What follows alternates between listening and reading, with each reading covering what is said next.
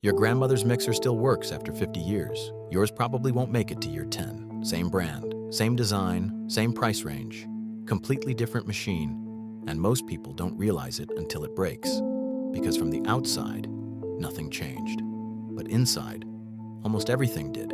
There are a few specific design decisions that determine whether something lasts decades or quietly fails after a few years. And once you see them, you start noticing the pattern everywhere. So let's start with where this actually began. KitchenAid didn't start as a consumer product. It started as an industrial machine. In the early 1900s, commercial bakeries had a serious problem. Kneading dough at scale was exhausting, repetitive, and physically demanding. It destroyed hands and backs over time. So a company called Hobart built a machine to do it automatically. That machine worked so well that they eventually brought a smaller version into homes. But here's the part that matters. They didn't redesign it to be cheaper. They scaled it down while keeping the same philosophy. Heavy, metal, repairable. If something wore out, you replaced the part. If a gear failed, you swapped it. If a bearing started making noise, you serviced it. The machine was built like a small piece of industrial equipment sitting on your countertop, and that's why so many of those mixers are still running today. You can find them online, 40, 50, even 60 years old, and people still pay real money for them, not because of nostalgia, because they know those machines were built to last.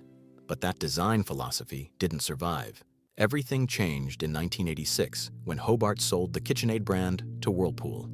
And this is where the shift happens.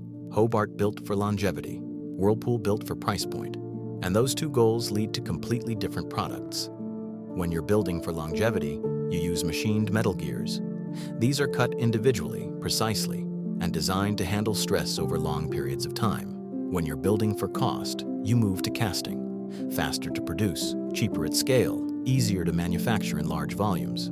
Good enough to pass inspection, but not built with the same long-term tolerance. And that change doesn't stay isolated. It spreads across the entire machine. The motor gets smaller and more efficient, but also less tolerant to overload. More plastic gets introduced to reduce cost, weight, and shipping expense. Internal layouts get simplified so they require less assembly time and fewer skilled workers. Each decision makes sense on its own, but together, they change how long the product lasts. And here's the part most people don't see. The difference between a mixer that lasts 30 years and one that lasts 8 isn't massive. It's often surprisingly small, sometimes less than $100 in materials and design choices. That's it. That's the gap between metal and plastic, between replaceable parts and sealed components, between something you maintain and something you discard. And once companies started optimizing for that gap, everything else followed. Modern mixers look almost identical from the outside. Same shape, same branding, same colors, same marketing. But inside, they're completely different machines. Instead of simple mechanical systems, you now have circuit boards, electronic speed controls, and plastic housings protecting critical components. And those systems don't fail gradually. They fail all at once. A capacitor fails. A control board shorts. A sensor stops responding. A plastic housing cracks and exposes internal parts. And suddenly, the repair cost jumps to a point where replacing the machine feels like the easier option. And that's the key shift. Because once a product becomes difficult to repair, its lifespan is no longer determined by how strong it is. It's determined by when something small fails. And something small always fails first. That's what ends the life of the product. Not the motor, not the core structure, a small, inexpensive component. And once that component fails, the entire machine is effectively done. And this is where the design starts to matter more than the materials. Because older machines were designed to be opened. Modern machines are often designed to stay closed. Gearboxes are sealed. Components are integrated instead of modular. Fasteners are replaced with clips or adhesives. So even if you want to repair it, the process is harder, slower, and sometimes impossible. And that changes behavior. Because when repair becomes difficult, replacement becomes normal. And once replacement becomes normal, durability becomes less important. Because the product isn't expected to last decades anymore. It's expected to last just long enough. And this pattern isn't limited to one brand. You can see it across the entire industry. Look at the Sunbeam Mixmaster. From the 1930s through the 1960s, it was one of the most common mixers in American kitchens.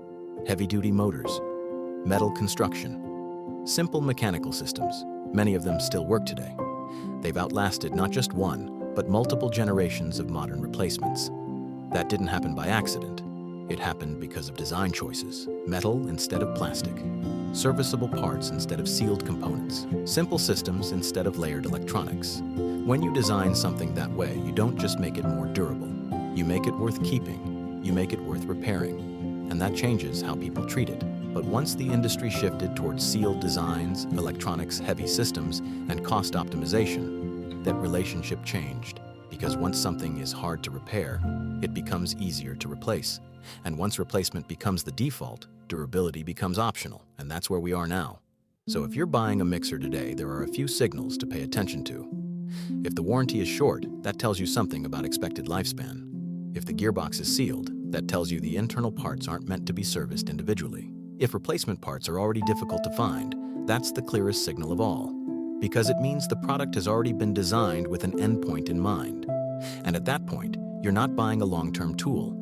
You're buying something temporary. That's why the only mixers that still follow the older philosophy tend to be commercial-grade models. They cost more, but they're built differently. More metal, simpler systems, more repairable designs. Or you go the other direction entirely and buy vintage. A mixer from the 1960s or 1970s often costs a few $100s, and it can outlast almost anything you buy new today.